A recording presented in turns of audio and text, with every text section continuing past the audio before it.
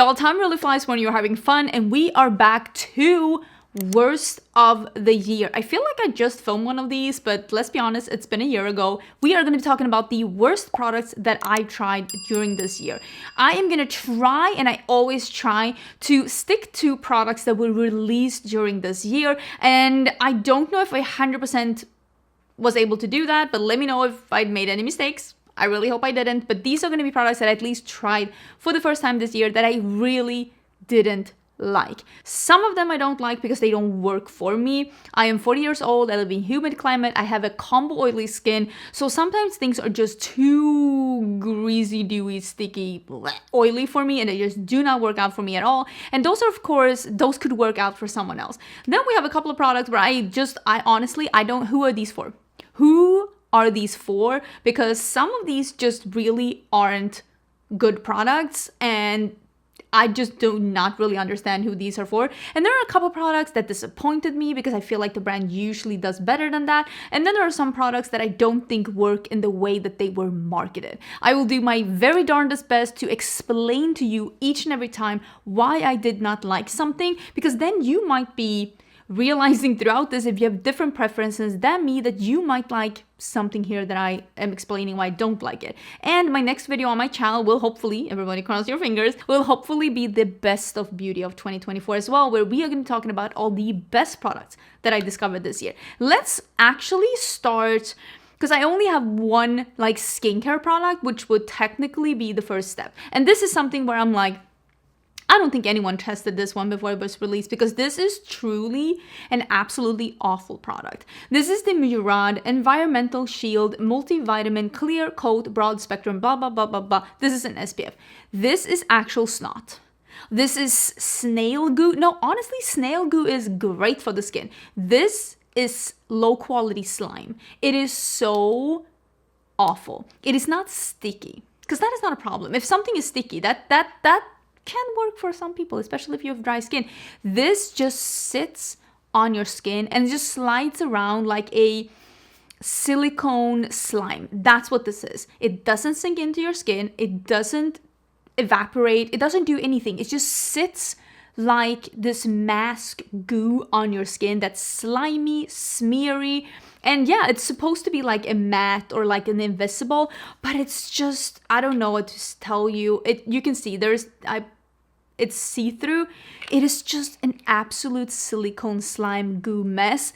There's no chance, absolutely no chance in hell that you are going to be able to apply any kind of makeup on top of this. I put this on one morning, I put it on my face, and I was like, why does this feel like this? And I was actually not even going to put on makeup. I was just going to go to the pool. I love that I'm pointing towards the pool. And I felt it. It didn't sink in. It just slid around on my face. It just felt absolutely awful. And I had my husband, I'm like, touch this. And he's like, ew, what did you do to your face? A mistake. That's what it feels like. It feels like a mistake. And I am wondering, did anyone try this one? And I saw some positive reviews about this one. And I'm like, is this interns that you're paying to do these reviews? Because I cannot imagine a world where somebody tries this and they're like, yeah, that's the one. Silicone slime. Yay. Next, I want to talk about a primer that I don't think that this does what it's supposed to do. And this is the e.l.f. Stay Cool Primer Stick. This is a primer stick. I know, shocking, right? So you literally you can go over the face like this, and it's a little cooling when you put it on, but it disappears immediately. There's no cooling sensation once this hits the skin. It is just a little bit cooling like in the stick once you touch it to your face, but there's no cooling sensation for the part that stays on your face. So it's like rubbing your face with like a cooling stick, and then you have a small kind of hydration on your face, not enough to be a moisturizer, but enough to disrupt your foundation if you do not need extra moisture under your foundation. I just think that this is a little gimmicky. It is a little cooling, but I just wish that it had a smidgen more cooling sensation on the skin after this went on. Because I do think that if this had a little bit more of a cooling sensation, I think that this could be something cool after the gym, for example. Maybe you want to put on a little makeup after the gym. This could be great, just a little moisturizer after you got out of the shower. If you want to put on something after the gym to just cool down your face a little bit for the after warmth that's going on. There are places where this could be beneficial. I just don't think that it works cooling enough to be marketed like that. Maybe I'm picky. I just don't think that this did much for my skin. Now we are going to talking about some foundations, and all of these foundations. Let me actually first talk about two foundations that I don't necessarily dislike, except they're too glowy and greasy on me. And that is the Wet n Wild Niacinamide Skin Tint. I think this is way too much coverage to be called a skin tint. I think that this is a medium coverage foundation. And this is the e.l.f. Soft Glam Satin Foundation.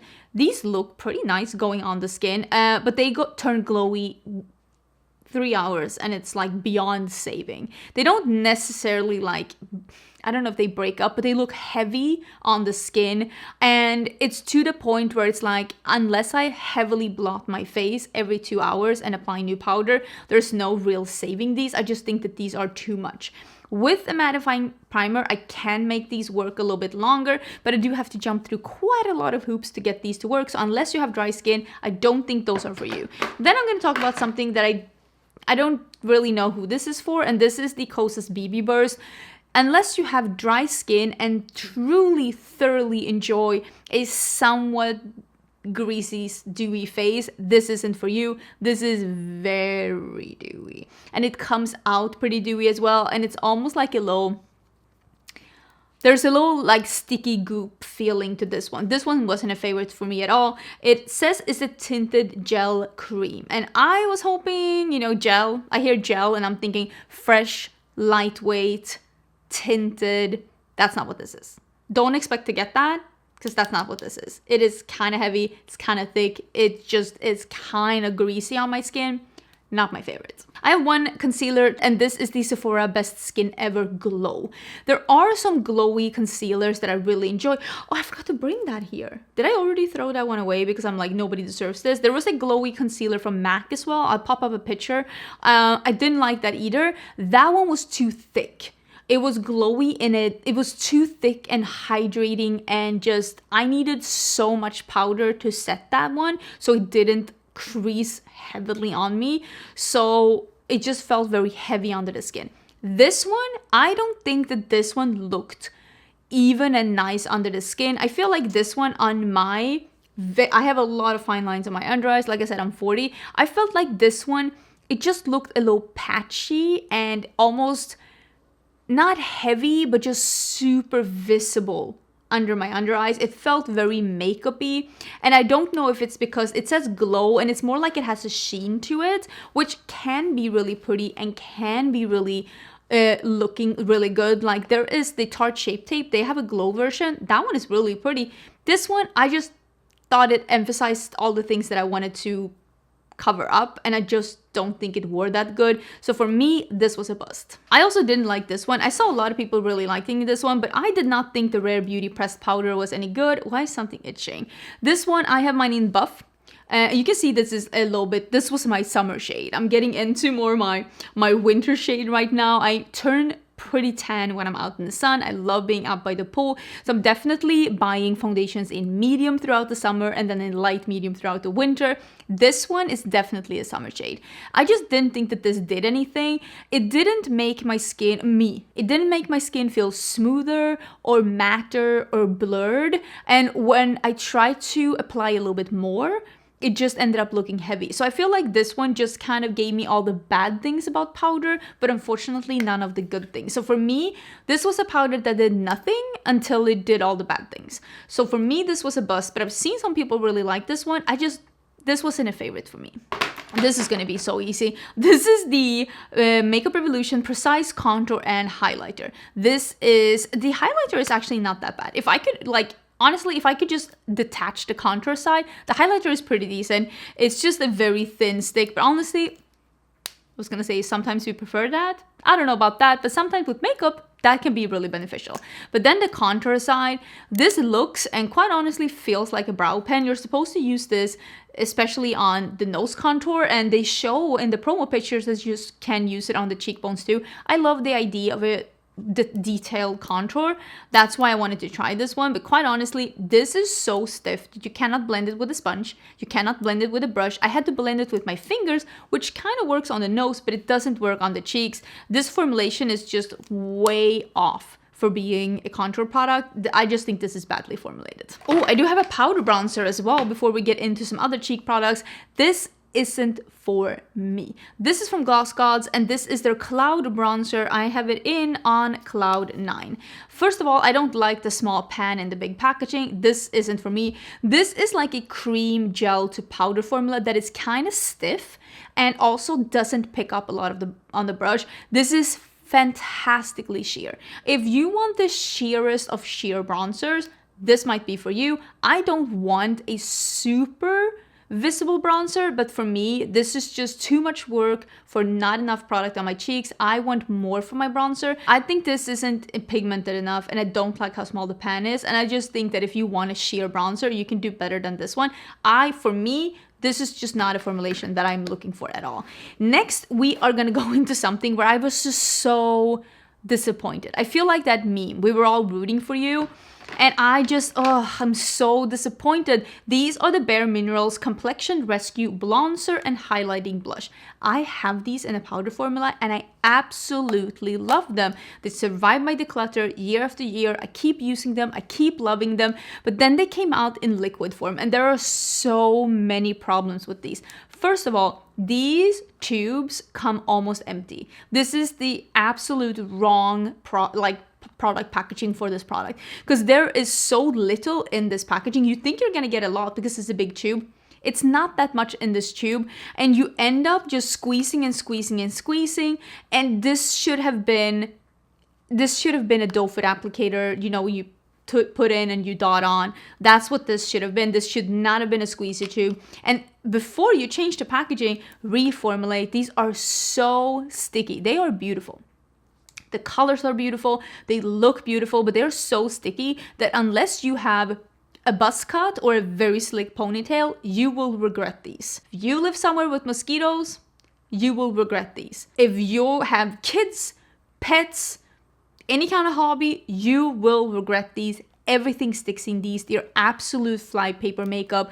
And again, did anyone try these? Because they are glue. They are sparkly glue, pretty sparkly glue, but glue nonetheless in the absolute wrong packaging. And it makes me sad because I love the Bare Minerals, these like bronzers and like highlighting blushes, but these are not it. And it, again, makes me a little sad. This one I bought when I was in Australia. I don't know if this released this year, but I did want to mention. And this is the Sueva Velvet Love Blush. This one is just like a setting powder on me, and in the blush it almost looks like there's gonna be some sheen, which is why I bought it when I was in store. But on my cheeks, this looks like a satin setting powder. It's not enough pigment, it is not enough sheen. I'm sure, I don't know, I mean, you can see this is like my skin tone, but there wasn't really that many like dark shades either, if I remember. So for me, this was just absolute dud. I swatched it in store and I was like, oh, that's so pretty. And then I wore it on my cheeks and I was like, there was nothing there. If you saw that video, it was nothing there. It was just transparent. Let's talk about some highlighters. First one is going to be, this one released, I think this year. I don't remember. Oh, they're called Beam Bright. They're actually on the side here. The Beam Bright highlighters by Makeup Revolution. These were supposed to be glass skin highlighters. That's not what this is. It's pretty dry. It's pretty visible on the skin. It's definitely not glass skin. And I say this as someone who has tried some really good highlighters from Makeup Revolution. These are not that. I don't even understand why these were released because they're so subpar. Here we're coming into another super sticky formula. This is the new On The Glow Super Glow from Pixi. Again, this is flypaper makeup, super, super sticky. Looks pretty nice on the skin, but I can't do sticky makeup. I can't do makeup where I have to plan what kind of hairdo I'm having because of the product. I can't do it. Last cheek product. I think a lot of people are going to mention this in their fails of this year, so expect to see a lot of highlighter duos by Patrick Ta. I've talked about these quite a lot. You can even see in mine, it looks so gooey. These are a pretty like subtle powder highlighter, which every now and then I can appreciate that.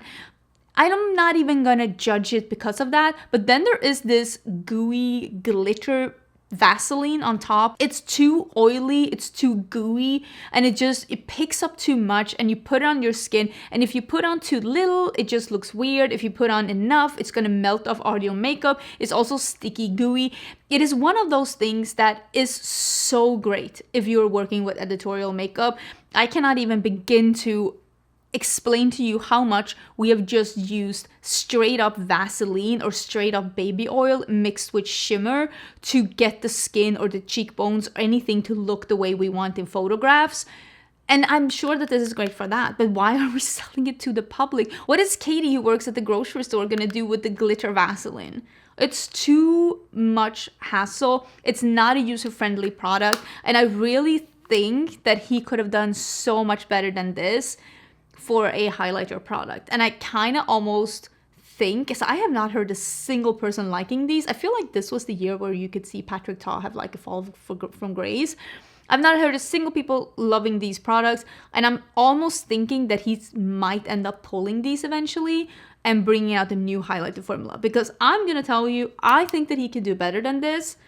Because what was this? Let's talk about some lip products, and I first want to talk about 2 different lip liners that were released this year, and I have heard people mentioning these as favorites, so this is just going to be personal opinion. I don't like these for kind of the similar reason. This is the Fenty Traced Out Pencil Lip Liner. This one, it's too creamy. It is too incredibly creamy, to the point that it almost bunches up on the lips and just gives you a thick pigmented line. You cannot sheer this one out. You cannot just apply a little, and if you want to do a really precise line, you'd have to sharpen this one plenty of times in between just doing one line, because it is so pigmented and so smeary that as soon as you start like painting with it, you use up the tip immediately. So I don't like this one because it is too creamy, it is too soft, it is too pigmented, you can't be precise with it, and I think it gives a thick pigmented line straight away that I don't personally like. This one does the same. This is the Makeup Forever Artist Color Pencil Extreme.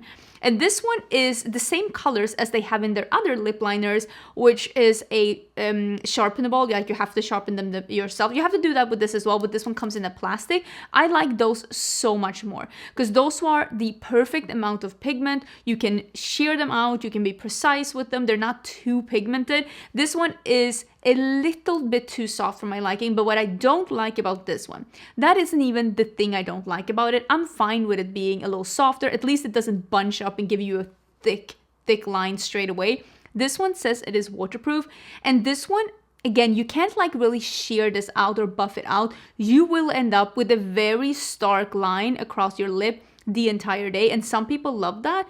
I don't. It won't last on your entire lips. That it doesn't do for me. It only lasts the outer perimeter, and it just looks weird with just that super sharp lip liner around your lips that doesn't fade, that doesn't like sheer out, that doesn't do any of that. It's just, I don't like how it wears because it wears too starkly. It just doesn't, I need makeup that's long wearing, but it also kind of like shears and blurs with time with the rest of your makeup, because with this one, after 12 hours you are gonna end up with the rest of your makeup kind of like shearing out with time and looking a little bit more worn in, but then still this stark line around your lips. Like, quite honestly, that doesn't look good.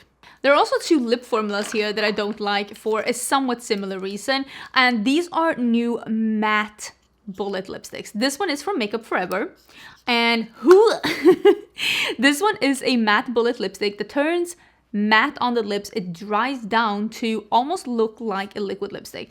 And I'm just gonna come out and say it. If you're gonna do the matte bullet lipsticks like a liquid lipstick, we might as well just have liquid lipsticks, because it will immediately give you that super sharp line in the inner mouth, you know, the butthole lip. We've all heard of it. It will give you that one instantly, since again, it doesn't really like blur or move around. It will dry down to a transfer proof matte formula. And I like something to be matte, but not transfer proof, because it's with that transfer proof that you start getting the stark lines, the weird things that just doesn't wear off naturally and just looks sharp and jaggedy and awful, quite honestly. And the Colourpop matte bullet lipsticks are the exact same.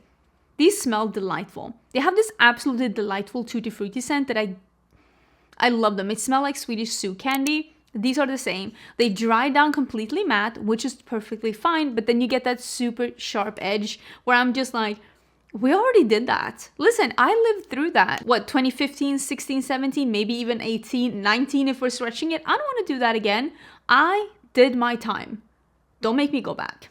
I'm gonna mention this one, but I've only tried one color. But this color is not good formulated according to me. And these are the new Huda glosses. This is the Faux Filler Gloss, and I have it in Cocoa, which is a dark brown. What I will say about this one is that when you put this on your lips, even though you like smush your lips together, eventually the pigment will separate from the gloss formula, giving you the ridges in the lips where the pigment will bunch up in the ridges, but your entire lips will be glossy. I don't think that that is a well-made formulation if the pigment is going to move around like that and make your lips look splotchy. If you have super smooth lips, or if you have like filled lips so that the ridges are filled out, you won't notice that. But me, someone who has the ridges in my lips, I do notice it, and I don't like the look of the pigment separating inside my lines.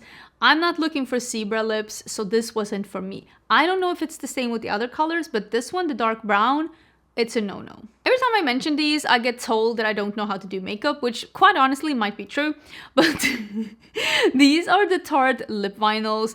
I have it in two different colors. The pink one works better because it's closer to my lip color, so I don't have to be super precise with this. This one, it's too goopy in the tube.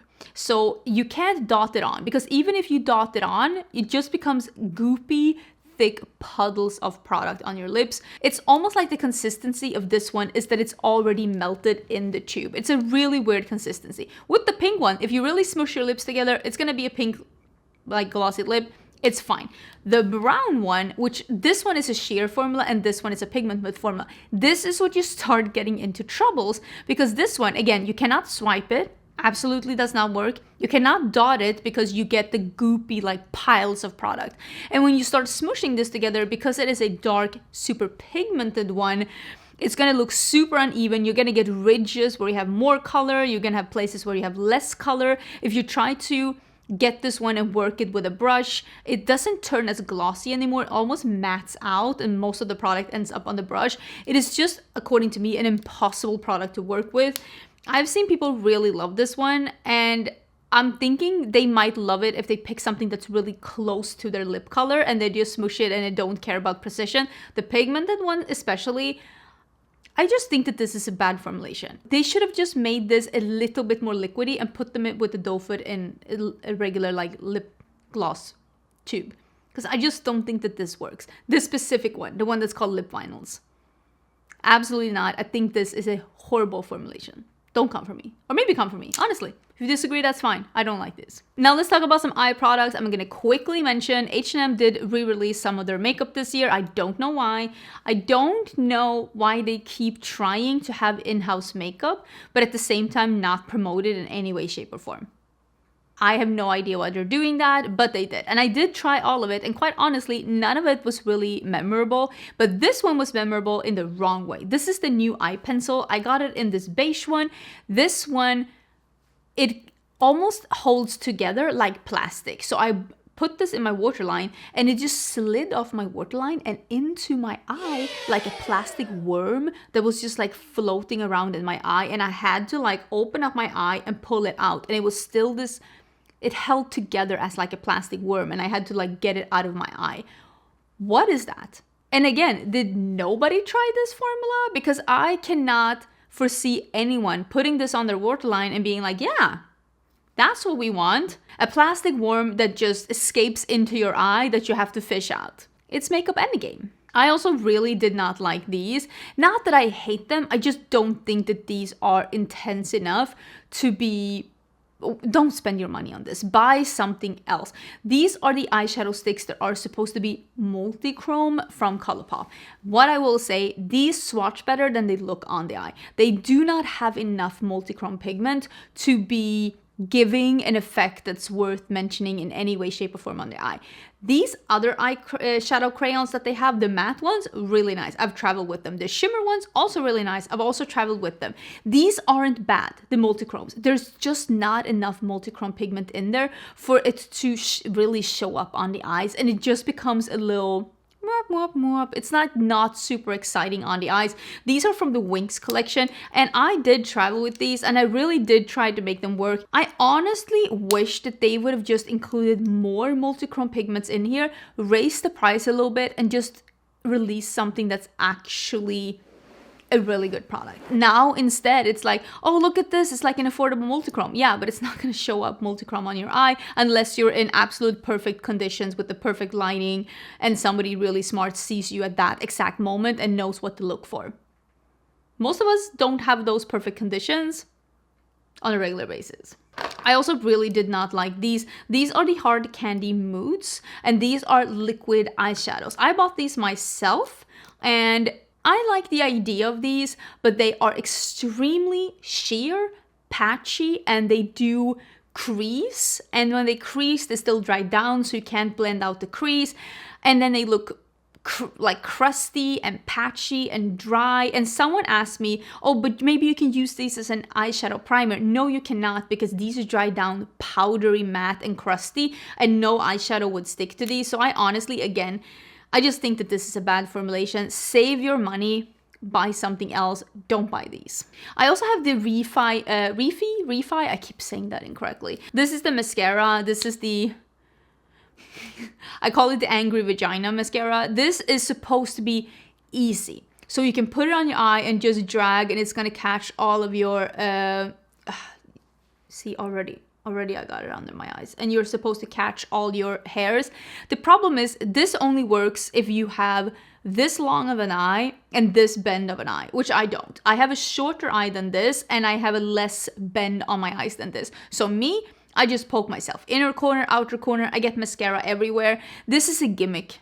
I'm sorry, this is a gimmick. This probably is made after what, I don't know, the product developers or the owner's eye, and it probably works great for them. It's a lot of work for something that doesn't give extraordinary result. I just think that this is a gimmick. I bought this with my own money, hoping that it would work, and I wanted to say that, and I probably should have said that in the beginning. I never buy something that I don't think I'm gonna like.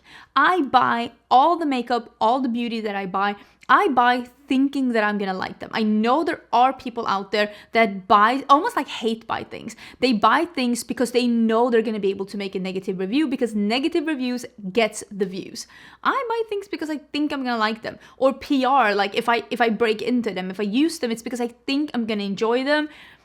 I wasted my money on this, and this is something where I think like, this is a preference thing. And these are the tubing mascaras from Lethal Cosmetics. And these come in different colors. I have tried the blue one, and I have tried a couple of other ones. I've heard some people really enjoy these. These are a tubing mascara. They come in a bunch of different colors. For me, I think they don't give off enough color on the lashes to be a colored mascara. And again, if you don't want because I like a lot of product on my lashes. If you don't like that, if you like a thinner formula, and if you like a tubing mascara, maybe give this one a shot. This isn't the right formula for me. I need something that's a little thicker in formula. I don't necessarily want it dry, but I want a little thicker in formula than this to truly coat the lashes. And I personally, I don't hate tubing mascaras, but I also don't have problems with smudging, so I kind of myself prefer if they're not. Now we're getting into eyeshadow, and I have two different eyeshadow palettes to mention, and I mentioned these because I think that this is not the quality that I've seen from these brands from before, and I am disappointed that we are seeing them release this. The first one is going to be the Lottie London The Jewels. They sent this one to me, and I really enjoyed. They had like a B palette last year. I think it was called B something. It was like a yellow and brown one. I had a really fun time with that one. I created some really good looks with it. I really enjoyed it. I brought it traveling once, and I thought that that was really good quality. Was it the best quality I ever tried? No, but it was definitely like good quality at the drugstore. I recommended that palette. I thought it was good. And then I tried this one. This is sheer, not very buildable, and the shimmers are not fun in any way, shape, or form. And I was like, That's disappointing. So if you're looking at Lotte London, if this is your price range, if Lotte London is something that's readily available to you, the one that is a yellow and brown, I like that one, but this one, the jewels, I don't think that this is good at all. And this is probably one of my bigger disappointments, and this is going to be the Glamlight and Kiss palette. This one, I was sent this one as PR. It has one of those lenticular motion, I think that's what it's called, where it's like different art on the front depending on how you turn it in the light. This is the palette on the inside. I have realized, and have not, I mean, I've met the owner of Glamlight, but we're not like personal friends. We don't talk a lot. But I mean, if I reached out to her, she'd probably answer me back in a week. I think that Glamlight uses different labs for different palettes, and I don't think that they have been particular enough to make sure that the labs are using the same formula, because this formula is not as good as some of their other palettes. I think that the Garfield palette, the Betty Boop palette, the Rick and Morty palette, those palettes have that really incredible formula. This palette, two of the mini palettes that they did for Halloween last year, and I'm gonna be honest, the Coca-Cola palettes, some of those shades are a little stiff and I don't love them. They're just not the best. And I think maybe that the good lab that Glamlight is using maybe is not able to keep up with the amount of palettes that Glamlight wants to release. But I just honestly think that it would be better for them to not release a palette than to release a subpar palette, just to have that extra release. Because this isn't amazing Glamlight formula. This is okay. The mattes are nice. The shimmers are very meh. They are very meh. They are nice if this had been 2015. But in 2024, when we have seen what indie brands can do, when we have seen what Glamlight can do, it's just kind of mid. And I just really hope that in 2025, I don't get to see any more palettes like this from Glamlight, where I can clearly see a shift in quality, because I would rather have them focus on making fewer collections amazing than just getting all of these collections out. And I do think that I speak for a lot of people when I say that. I would love to hear, what was your worst product of the year? Did you buy something that you really thought was going to be the right one for you? That you had high hopes, you thought this was going to be the one, and then it just let you down? For me, Gestures Around Her, it's all of these products. I had high hopes, but they were not met. But I would love to hear your thoughts down in a comment. I don't know if I'm gonna mention, maybe I'll put these products, I don't know. I don't care, don't buy these products. You don't need these products, but maybe if I'm feeling very gracious, I'll put them in the description box in case you're wondering what I'm talking about, if you want to know what to avoid. But I will have my best of beauty coming up next, so don't forget to subscribe, and I will see you then. Bye.